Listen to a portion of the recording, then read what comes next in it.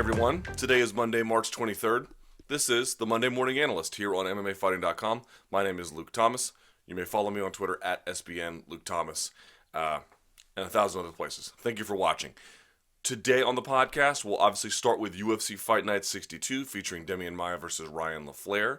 Then we'll also touch on, but not a whole lot, the NCAA Wrestling Championships, and we'll briefly touch on EBI 3, the Eddie Bravo 3 Invitational, and then we'll, of course, discuss news and notes about what's coming up next in the world of combat sports and submission grappling and whatever else the case may be. So, as I mentioned before, how to get in touch with me on Twitter, you can email me at luke.thomas@sbnation.com, and you may also get at me on facebook.com/LukeTSports. As you know, the way this works, 30 minutes or less. I try anyway. I don't quite get there, but I try to give you 30 minutes or less on the clock. So, with that being said, let's go ahead and kick it off now. All right, clock's ticking. First of all, the big overview. When I looked at this event, UFC Fight Night 62, which, by the way, took place, I should say, and I'll talk about this event a little more specifically when we get down to it, at the Ginásio Maracanazinho in Rio de Janeiro, Brazil.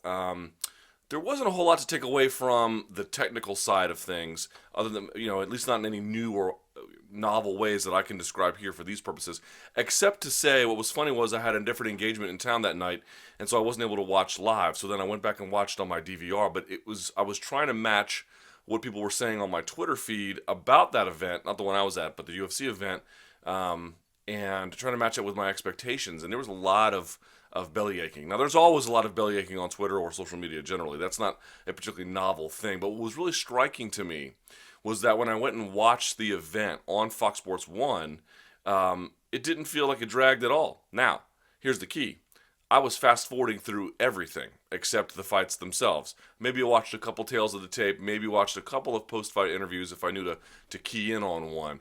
But I really kind of fast-forwarded through everything. And what that basically told me was, and this is nothing new that we haven't discussed here before, but what was really interesting to me is they put, if you notice those Fox Sports 1, like for a UFC pay-per-view event, it's 5 fights on the main card. If they have an additional time to air additional bouts, they will. But that's how they schedule it. They schedule 5 fights. Bellator might do 4 or 5 depending on the nature of their event. I think World Series of Fighting typically does about 4, Invicta about 4 or 5. Recently, more like 4. But they do 6 on the Fox Sports 1 main card. 6. That's already after 2 to 3 fights on Fight Pass. That's already after 4 fights on the prelim version of the Fox Sports 1, or if it airs on, say, Fox Sports 2 or something like that. Then on the Fox Sports 1 main card show with 6 fights, you're already adding an additional fight. Now what you're also doing is you're then throwing it back to the studio to give perspective, and you're throwing it to just various different production elements to promote upcoming shows, like the one in Fairfax or whatever the case may be. And what was interesting to me was that, like, when they went to the studio with Brian Stann and Dominic Cruz, they were giving great information. Like, when I was on my DVR, I wanted to stop to listen to what they had to say. All of this is a roundabout way of saying is that the content I thought was actually pretty good. The way in which they produced the show and the length at which they produced the show is abysmal. It is tortuous. And this is not the first time you've heard me say this. This is not simply me trying to find a way to reconfirm what I saw on Twitter that night. This is just a roundabout way of me trying to say they have got to do something about those Fox Sports 1 broadcasts. The fights are great. The commentary is great. The analysis in studio, particularly when it's Brian Stann and Dominic Cruz, is also great. But my God, is that getting lost in the length of the broadcast. We've mentioned it before about all the reasons they have for extending the fights past midnight into 1 a.m. and having it as long as it is for all the ratings purposes to then set up the Fox Sports Live broadcast. I understand all that. You still are you are presenting a product and making it look worse than it is. It's actually pretty good. And it's not, and I know for their own purposes the ratings are what they want to be or even better, but all I mean to say is if you're at all a tenured customer, you must be looking at this being like, my God, can we get on with this? The broadcasts are hard to watch. I'm just being honest. They're hard to watch, and they're making that unnecessarily hard to watch. I'd like to see them make some kind of sacrifice for their own purposes on behalf of the consumer. It's so difficult. It's so difficult, and I'm not gonna say it's totally unnecessary because I get why they're doing it, but they'll do something about it if more consumers start making choices about it and making some complaints about it. I like the fights. I don't have a lot to say about it badly in that regard, but wow, I mean, the difference between DVRing and watching a full-on broadcast with all those repetitive commercials at that length is astronomical. Okay, that's the big overview. Now, let's move in to the fights, to the events. In this particular case, let's talk first about what happened, not so much in chronological order, but in importance of order of importance relative to this audience. So we'll start with UFC Fight Night 62. Again, I mentioned at the Ginásio do Maracanazinho. Obviously, my Portuguese is not particularly good. The attendance was estimated at, or at least reported at, 7,707. This is a smaller venue. I'm not exactly sure what the capacity of this venue is. Let's see here. What does Wikipedia say? Well, the record attendance is 35,000. I'm not sure what that was for. That seems a little bit high, doesn't it? Or maybe that's for the World Cup events. I'm not sure what the little gym to the side of it gets. Neither here nor there. In any event. And, of course, headlined by a welterweight fight between Demian Maia and Ryan LaFlare. We'll get to that in just a moment. We'll start at the bottom of the card. The first Colombian to ever win. That was a big deal in my house, right? Fredy Serrano defeated Bentley Seiler via KO at 134 of the third round. I wouldn't say there's a whole lot to take away from this bout from a technical perspective. I was actually surprised at Fredy Serrano's striking from what I had seen previously from some of his fights in Colombia. He had a long way to go. Obviously, Alex Rolo Torres, forget my Spanish, he also, well, he was the very first Colombian to debut, but I thought his striking was way behind the curve. I thought Fredy's was better, a little bit. He's obviously a much better athlete. He took third. He took the bronze medal, I believe, at the 97 Pan Am Games, something like that, and went to the Olympics as well. He actually wore his Olympic singlet at the weigh-in. So his was a little more athletic, a little more agile, a little bit single-shotty, throwing some spinning back kicks when he had the opportunity when Seiler was circling into them, but never really landed any with any kind of full effect. Landed a couple decent shots. I think was a quicker athlete, better scramble of the two. Definitely had some good blast doubles in the first and that second round. What was interesting to me was he had thrown some uppercuts. You notice he was throwing. The jab is good for many reasons, not least of which is for measurement, not least of which is to set up your other strikes, but also to, like other strikes, set up certain reactions. And if you noticed, Seiler had a low stance because he was waiting for the takedown and was doing a lot of defensive shelling. And I don't know what they said to him between the second and third round, that being Fredy Serrano, because if you notice, he had thrown a couple of uppercuts earlier in the fight, but by that third round was really going to the uppercut a lot. And the final one came, he just jabbed, but not really in any kind of real way. In fact, he was kind of far away.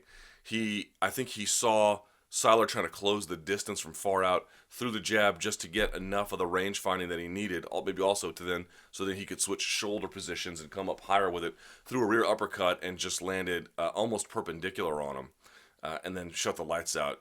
Seiler was KO'd upon impact. I mean, that was one of those like bus driver uppercuts from hell.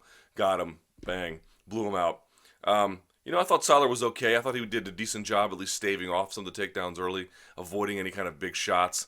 Fredy Serrano's 35. I don't know exactly what his upside is going to be given his late age. But, I can tell you just from my, from what I know about the Colombian MMA scene, he had a greeting party when he returned to El Dorado Airport in Bogota.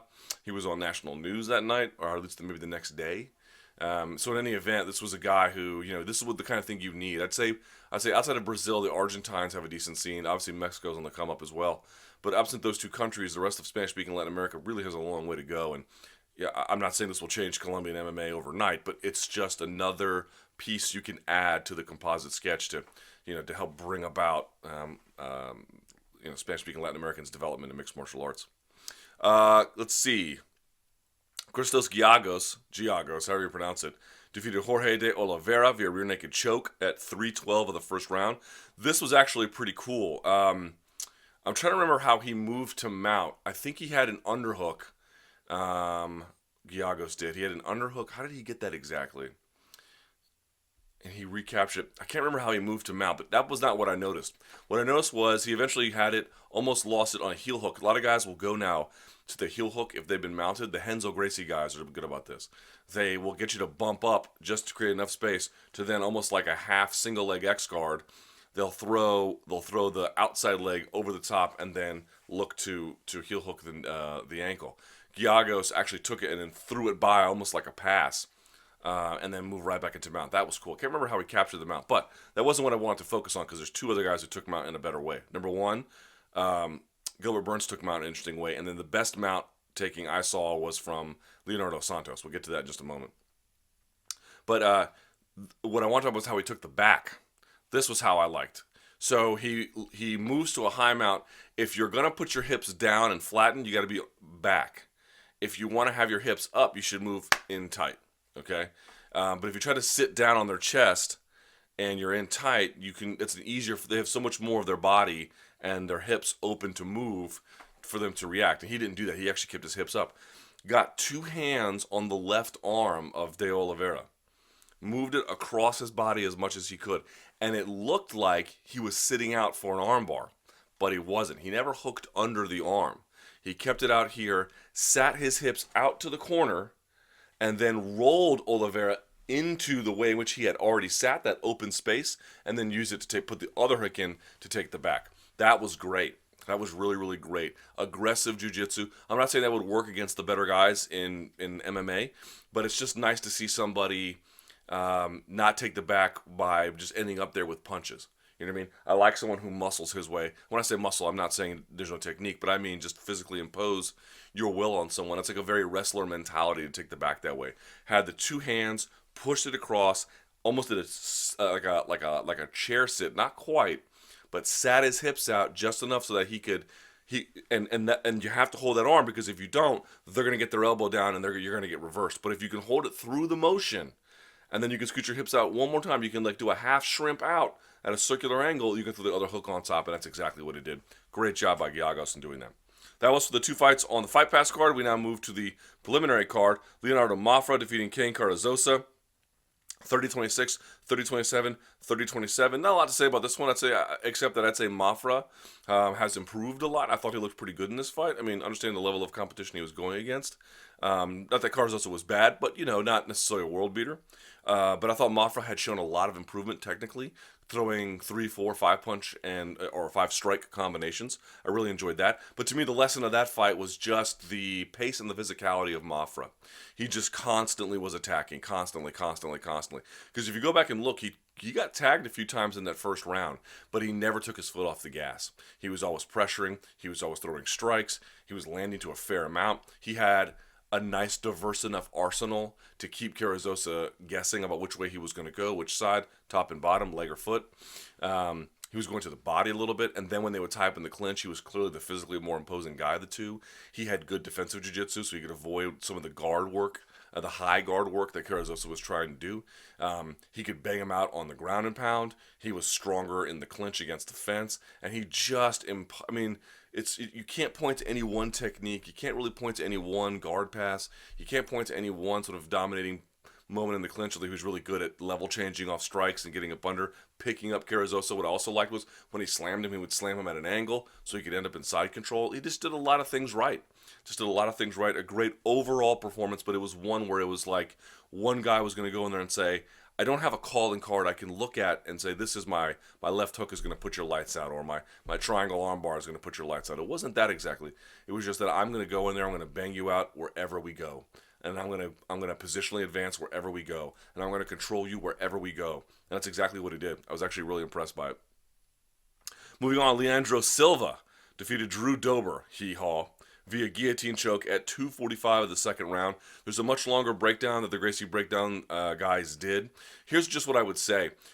If I have a guillotine choke here on this side, the counter is if your head is locked here, you jump to this side, right? So it's cross body. And in fact, if you don't let go in there, you can get what's called Von Flue choke. We've seen that a million times, right? Okay.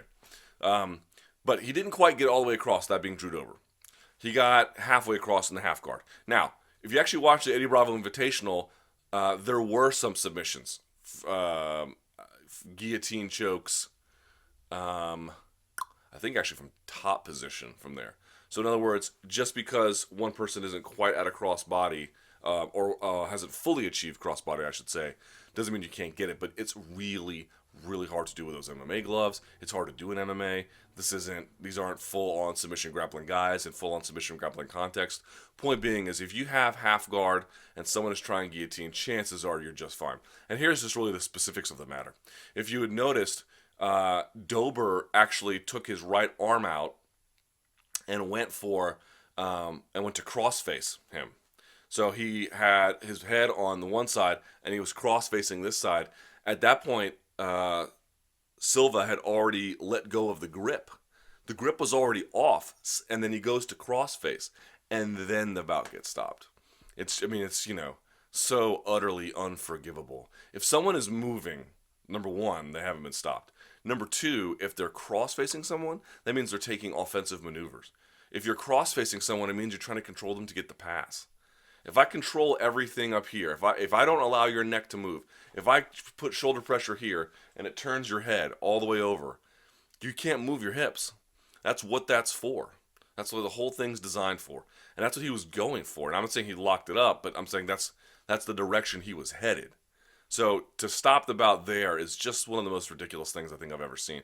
Now, I wrote on Twitter that it was borderline unforgivable. And people saying, well, no, it's entirely unforgivable. I don't know about that. Am I really going to say that the guy should never ref ever again in the history of his life? Okay, I think that's a little strong. But certainly, he should not be reffing anyone at this level anytime soon. And people were telling me he might be an MMA fighter or even a jiu-jitsu black belt. Good, I'm glad that he is. Because that shows you all the time, people are like, we need fighters to be judges. We need fighters to be refs. Sorry, reffing might be benefited by having someone who's a black belt. It might be benefited by having someone who's fought MMA.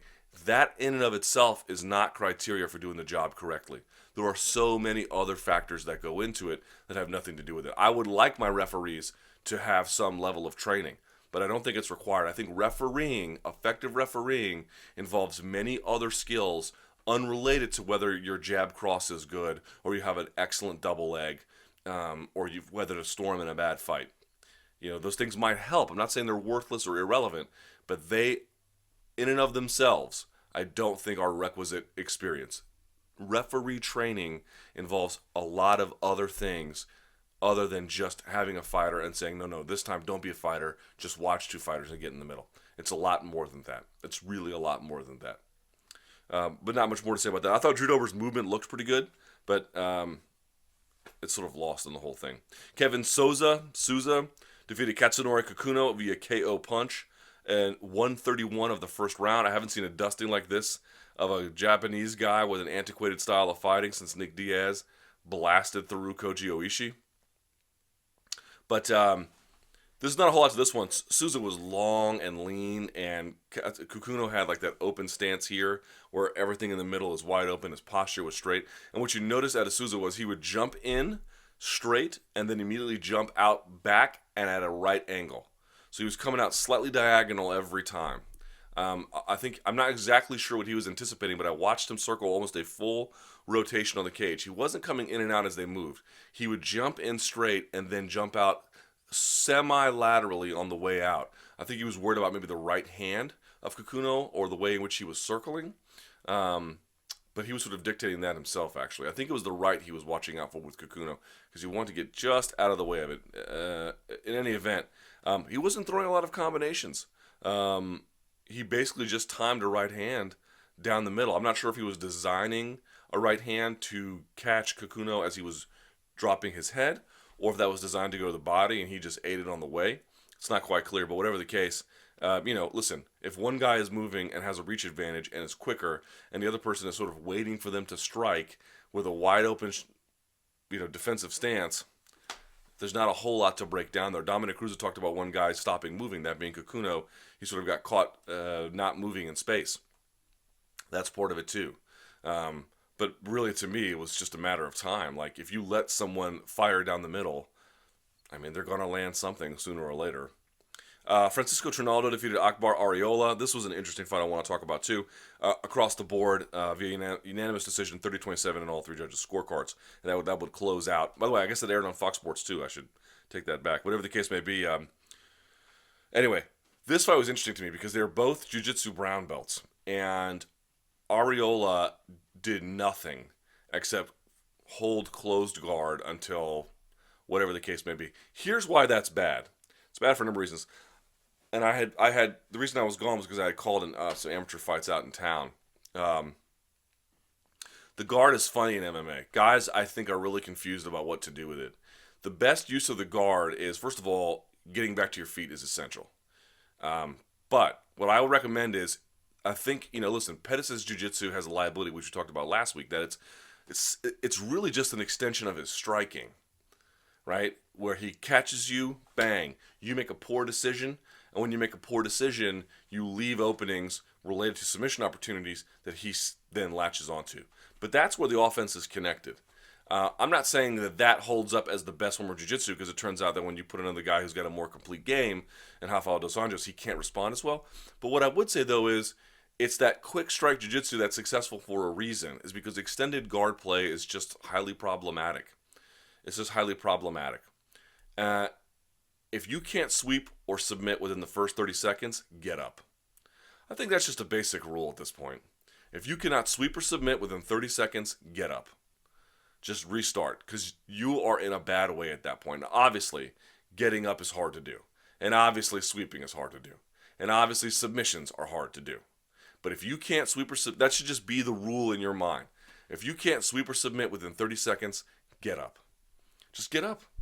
Find a way to get up. And we've talked about different ways. Matt Brown going for a submission that maybe wasn't the tightest, but it forced Johnny Hendricks to move away as a consequence. That created the space to get up. There's that kind of way. Putting the feet on the hips, that's dangerous. You can do it, but it's dangerous because you're extending your limbs away from your body to then create a potential guard pass, but it can be done. Or just inching your way back to the fence and then getting behind it and then doing things you need to do. But what's interesting to me is that when you actually get a guy like what Ariola did, where he's holding on to closed guard, it actually, I think it affects the other guy's performance. And here's why. If I know you're not going to go for any submissions or any sweeps from closed guard, I don't really see any need to pass. Now, if I don't pass, maybe I'm limiting my own offense. Now, maybe some guys don't need to pass. They have that Tito Ortiz ground and pound they can use from inside the guard. But Trinaldo's not really one of those guys. Not saying he wasn't landing good shots, but maybe that's not the best place for him to do all kinds of different forms of his offense. What I'm saying is, if I know you're not going to sweep, and I know you're not going to submit, if you're just going to hold closed guard on me, I'm going to lower my level of performance because I know I'm safe. In other words, listen, I could take a risk. I could try to pass. Maybe he gets away and this whole thing goes back to the feet. He was winning there too, but you get the idea. You got this guy down, might as well use it. I might say, you know what? Maybe I'm more limited in your guard, but you're not doing anything in your guard. I'm guaranteed to win here. And I think that's what happened to Trinaldo. He didn't really try to pass. He didn't really try to break the guard. He didn't stand and then push down on the side of the knee. He didn't dig a hand back and try to, even that can be dangerous. He didn't dig a hand back and try to bait the triangle, which Verdum sometimes will do, by the way. Verdum has done that in no-gi grappling and MMA. Now, Verdum is obviously a world champion, but you get the idea. It can be done. I actually think it not only hindered Ariola's performance, it hindered Trinaldo's. But Trinaldo realized risk-reward here. Yeah, I'm not letting my full arsenal fly, but I can be a little bit less of a version of what I am and still get away with a great decision win, which is exactly what he did. So to me, and maybe you can say the referee had some responsibility there to do something about it. Okay, fine. But I just want to point that out. It's when a guy stalls with a full guard, he isn't just stalling himself. He's actually bringing down the level of the fight overall because he's changing the risk-reward equation for his opponent. Then we move on to the main card. Godofredo Castro defeated Andre Fili via flying triangle choke. This was awesome. This happened at 3:14 of the first round. Did you guys see how he did this? Brilliant. Check it out. When I land if I'm on my back, I'm using my guard. You are my opponent. What are you going to do if I lock up full guard, at least in a jiu-jitsu setting? You're going to get your posture straight, right? Because if you're down here, chest to chest, I can start to go to work. Maybe I can get an omoplata. Maybe I can get one of those over-the-top head arm bars, right, where it's just a straight one here in front of you. I can get a normal arm bar. I can get a triangle. I can do all kinds of things when I break your posture.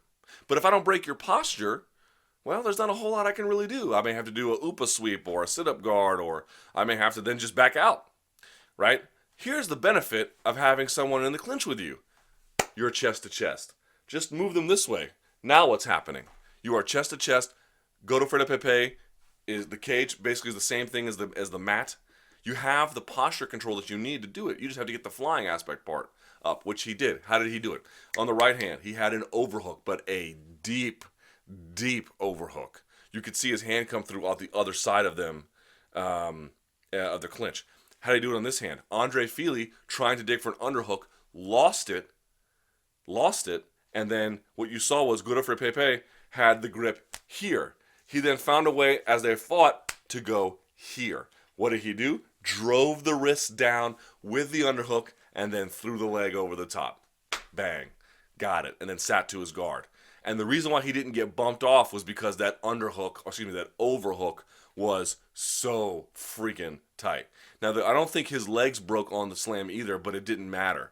He didn't get released or slid or pushed with enough force for that to make an impact because that overhook was so fantastic. From there, he did a number of adjustments. Couldn't quite get the arm. You could see Fili trying to keep his, either his elbow to the mat or get his hand behind him so that he couldn't get it put in front of him like this. That helps close it. But eventually, Godofredo Pepe was able to just pull the head down, which I'm not sure why he didn't do from the beginning, but you get the idea. Fantastic job.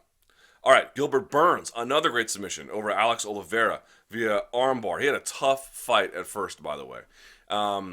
He and Santos had similar levels of striking where there wasn't bad striking at all, but just very, very limited, things they could do. And again, here was a guy who was defensively shelling the whole time. So you saw Oliveira going to the body a lot in that fight. But let's talk about that ending sequence. First of all, did anyone catch the cage grab that Durinho did? I'm a big fan of Gilbert Burns, but he, first round, he goes for an O-Uchigari, sort of like a inside trip, can't get it, so what happens is, and he may have been setting it up the whole time, he goes for an inside trip. On the opposite leg, it takes a step back so the guy can plant his weight, but that's exactly what he's looking for. Then Durinho keeps moving, turning him in a corner, turn him on an angle, I should say, and then uses the other foot to sweep out the one you've planted. You're looking for a guy to get his weight on that foot, because if you take the weight off of it and move him around, either at an angle or backwards, they fall. So that's exactly what he did. So he went from O-Uchigari to Ko-Uchigari, but he used the O-Uchigari to set up the second one. Brilliant. Okay. But he, the striking department had a lot of bad things going on for him. But here's what happened on the mat towards the end. So Durinho was trying to move in. He had achieved mount. He actually got a. Do you remember the takedown? I don't know what wrestlers call it. It's actually one of the ones that I have a little bit of success with. You get double underhooks, and then you sidestep around. I think it's a step around throw is what they call it. But you get double underhooks. You step around at a perpendicular angle with them, and then you use sort of one of your legs to block. You pick them up, and then you slam them. He had actually tried to jump to the other side in the process. Couldn't quite get there, got locked in half guard, but then eventually if you watch, he had his right hand down to block Oliveira's left knee from coming in, getting knee shield, and then he just slid his right knee down. So that was kind of cool by Durinho. All right, so he has the mount. Great. From there, he tries to sit up really high on the mount, and you notice he tried to put a leg up. He had an underhook here on the left side, but he saw Oliveira was getting his hips back and trying to get away. So as he did it, he actually grabbed the fence, replaced his underhook with the leg that was already up. So there's not a big movement that has to happen to get it over. The space is kind of closed, throws it over the top, but then used it to keep the posture down and to help him to spin on an axis to get it. So he cheated a little bit to get the omoplata, but he gets it. An omoplata, what you always want to make sure you have is if you're the one who's caught, you don't want to be face forward. You want to be kind of up. It's hard to finish because it's easier with the gi.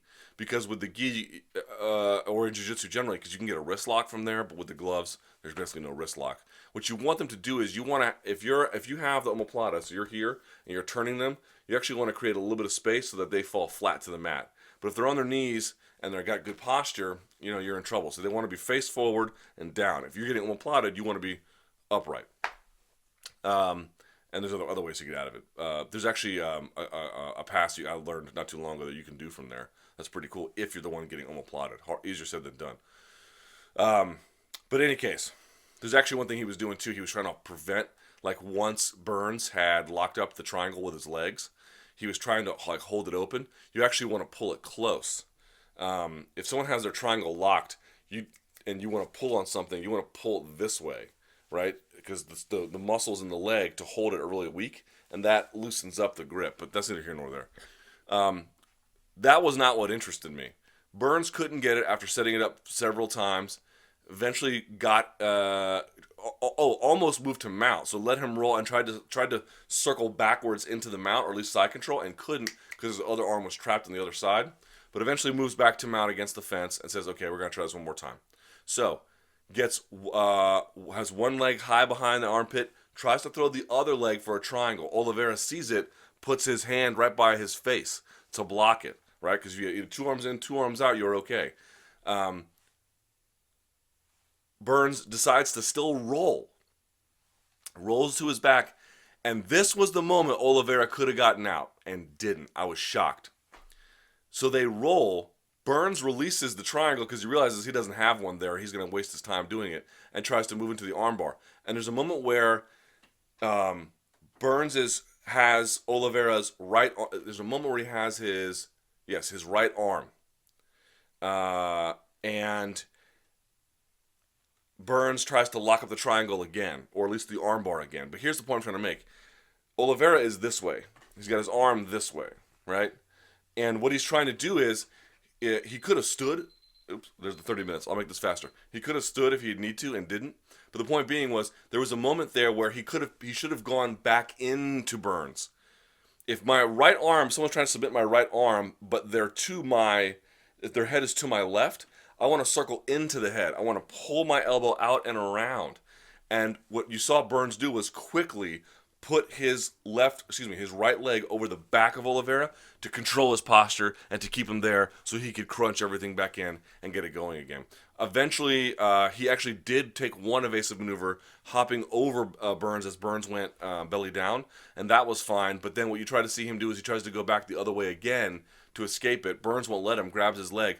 Burns then turns him, then lets him go, and finishes it all up. Like Kenny Florian talked about him going the wrong way, but Burns had actually stopped him from going the right way to escape it. But there was a moment there where he was trying to work on the right arm, and he could have just passed to the left. If he had drove his left hip leftwards, pulling his right arm rightwards, right? Like you're just turning to the right, he could have done it. There was a moment in time where Oliveira had it and just didn't finish it. That was what I noticed to me.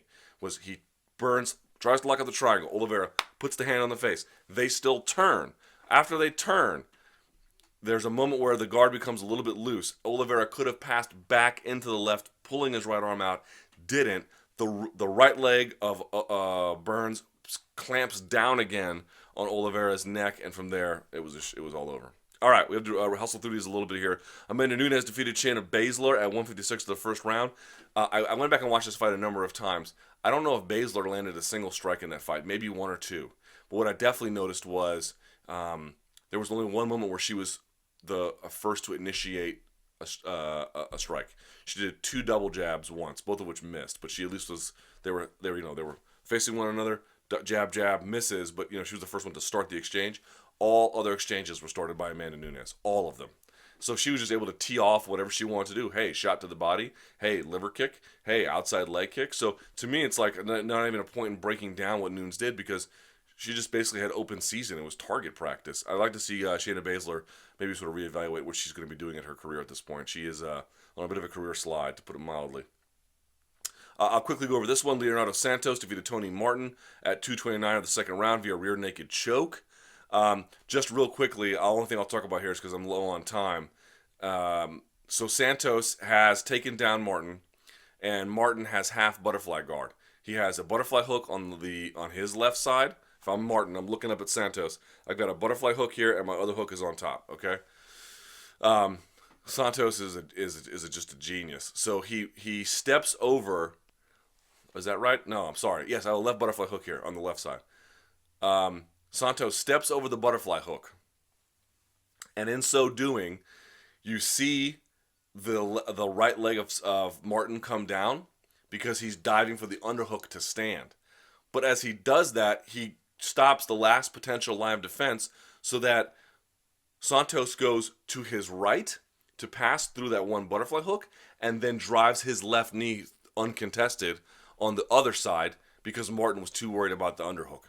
Boom. So yeah, Martin got his underhook and then found himself in mount. Brilliant job by Leonardo Santos. Really kind of impressive. Stepping over the butterfly hook, leaving his left knee on the ground, well, slightly up, but basically in a similar position. And then when that other leg is out of the party, drive the knee through, and now you have mount. Crazy. Erick Silva defeated Josh Koscheck at 4:21 of the first round. Koscheck made a number of mistakes here, not least of which was, so you saw Silva try and lock up a guillotine standing. And I think Koscheck did what he thought was right, was he saw an opening on the other side of the guillotine. Hey, let me put my hand there so that when he drops, it's going to be an arm in guillotine. But that doesn't mean a whole lot. You can transition. If you already got it locked up, you can do a lot, especially, in MMA these days. These guys have great arm in guillotines and not what they once were. I would have thought that he would have tried to move to the opposite side, that he would have tried to put his left hand behind the left knee and then try to walk around, do something to not let the choke sit. But it was an immediate impact. I'm going to drive my right arm through. Well, now you have the kind of choke that is a little bit harder to catch, but it's not hard enough to catch, as we all saw. And then lastly, Demian Maia versus Ryan LaFlare defeated him at 48-46, 48-46, and 48-46. Great performance by Demian Maia. Faded a little bit in the fourth and obviously a lot in the fifth. But, it's funny. I went back and watched this fight and was just trying to find, how did he do this? How was he able to do this? First of all, he hit a number of the same leg weave passes. Remember the leg weave pass Conor McGregor hit on Dennis Seaver? Maia must have used that 3 or 4 times in this fight, first of all. Second of all, what was interesting to me is that, what's great about Maia? Kenny Florian noted it, his timing, but it's a little bit more than that. Because even if he can't get you with his initial timing, let's say you just got great reaction time too, you drive an underhook as he tries to get on your hips. Maia is really good about somehow never letting go of a grip. And when he doesn't let go of a grip, maybe he has to change the grip. Like he may not be able to keep a tight waist. Maybe he goes from a tight waist to something to an ankle pick or something. But he's good about keeping his hands on you, even when you scramble. And the other part I like about him is he uses his whole body for takedowns. In other words, if he gets a tight waist on you and you scramble and you drive an underhook and he then changes to an ankle pick and that doesn't work, he'll bring his leg around for a trip. You know what I mean? He attacks upper and lower body at the same time, and he always finds a way to keep his hands on you. He's always got one kind of grip he's using. Even if you break that one, that's not the end of it. He's got another one he's always looking for. He doesn't chain together takedowns so well as, although he does that well, he chains together his ability to stay on you, to keep one grip or another on you, to keep something on you so that no matter what kind of grip you're breaking, if you're always behind in the grip breaking battle, you're going to lose. This is true for everything. This is true to a large extent for wrestling. This is true to a large extent it's certainly true for judo. And I can tell you it's very true for jiu-jitsu, gi and no gi. If you win the gripping battle, chances are you're going to win the match. It's just how it goes. And so he just always finds a way to win the grip battle, man. It's crazy. It's crazy. And then he attacks upper and lower body really well. He doesn't focus in on one. You have to use both upper and lower body to get most takedowns at this level, but I just mean he's really adept at it. If he can't get a traditional blast double, he'll go for an ankle pick. If he can't get the ankle pick, he'll go back to the tie waist. The tie waist doesn't work. He's got a series of trips from all different kinds of positions, and he marries it all really well. He's just so sticky in that way. Really, really impressive job by Demian Maia, even if he faded late. Okay, real quickly, let's go over the results. I know I'm over time here for the NCAA Wrestling Championships. I won't say a whole lot about this except for one thing we'll point to. Drake Hadashelt of Missouri defeated David Habat of Edinburgh to win 149 pounds. You notice that ever since Dake Taylor, they're now starting the wrestling, rather than just starting at the lowest weight class and then working up to the highest. They now let you vote on which one to start at and end at. And they ended at the one of Logan Stieber because he was going up for 4 titles. 157 pounds. Isaiah Martinez of Illinois, first freshman since Cale Sanderson to go undefeated. He wins a national title there. Alex Derringer for Oklahoma State wins at 165 pounds. He went undefeated this season as well. Matthew Brown out of Penn State beating Tyler Wilps because of a technicality of hands locked on to prevent the escape, starting on bottom position. Unbelievable. Gabe Dean of Cornell, he wins a national title as well. This is the one I want to talk about, the Kevin Gadsden of Iowa State.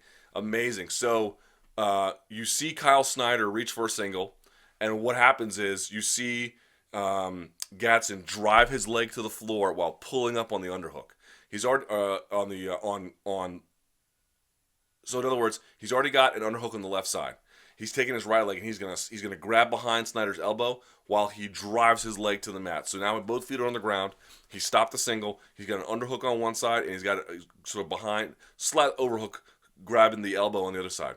He then goes for a trip on the same leg that had just been picked up, gets it, uses it to go for a pin.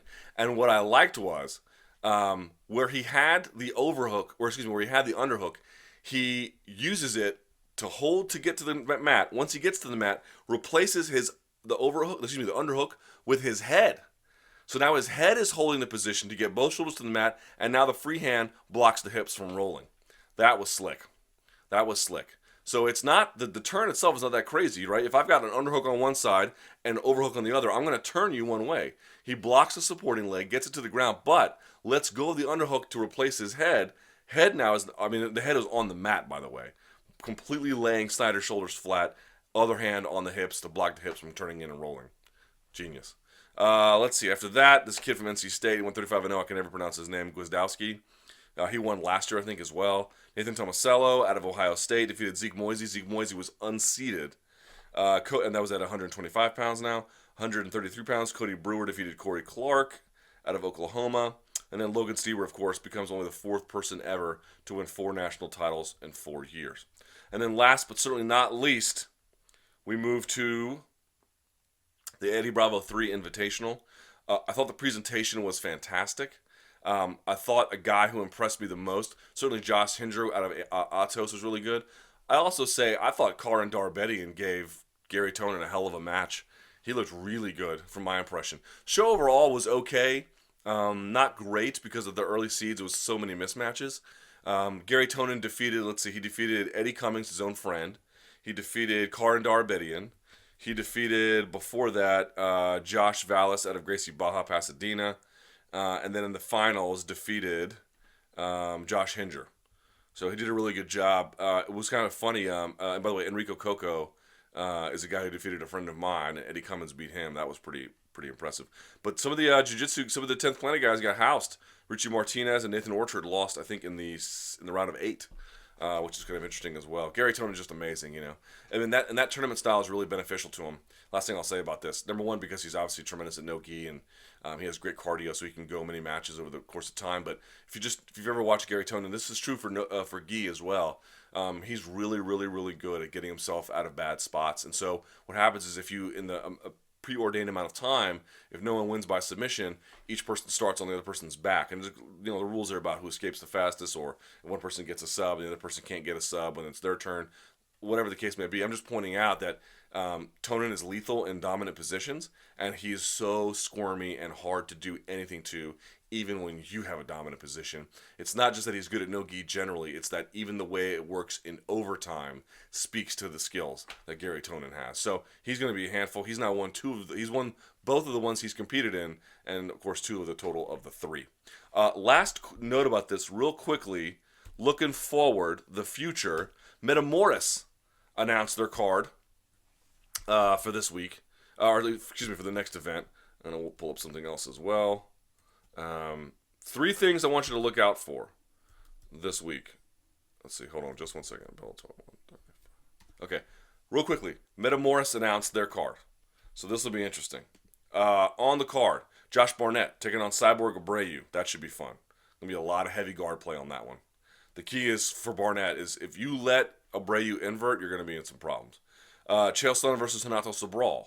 Dylan Dennis, who I talked about on this podcast last week, taking on Joe Lazon. Battle of the knee bars, guaranteed. Saulo Ribeiro taking on Keenan Cornelius. It appears to be in a no-gi bout.